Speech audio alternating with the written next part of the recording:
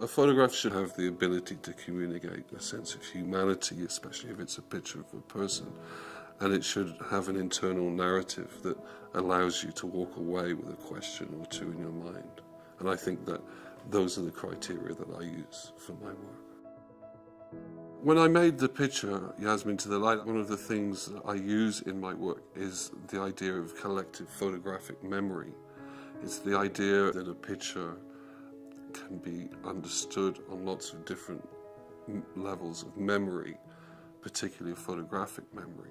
And the picture that I chose or emerged with that picture was the absolutely iconic image of Anne Frank that you see on books that kids read at school and adults read to remind themselves of certain things. I made that picture with that image, that little fleeting photograph in mind.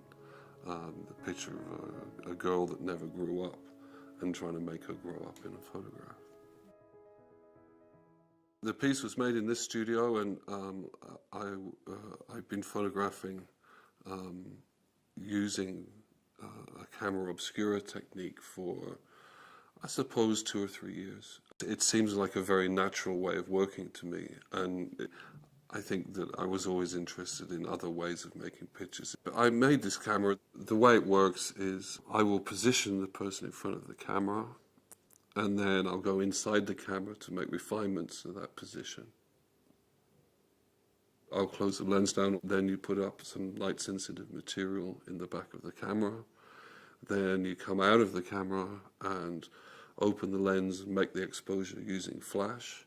And then you put the picture into a processing machine, which takes 18 minutes for it to dry. So the picture's either done and great or awful and terrible in 18 minutes.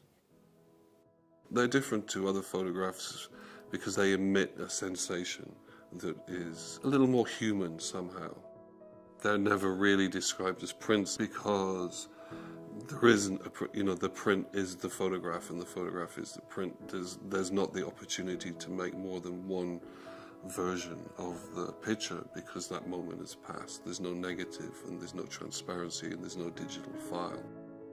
The pictures that I make, they're 50 by 70 inches or 50 by 60 inches. I wanted a photograph to be an experience to look at. And, I'd look at photographs and I'd walk up to the pictures and I'd find them disappointing because they break up and they become, pixelated or grain-laden at a certain viewing distance. And I thought there was a way around that. The opportunity to be millimeters away from the surface of the pictures and see the texture of people's skin and the bits of makeup they were wearing yesterday and couldn't wash off, and eyelashes and dust on the surface of fabrics and things like that.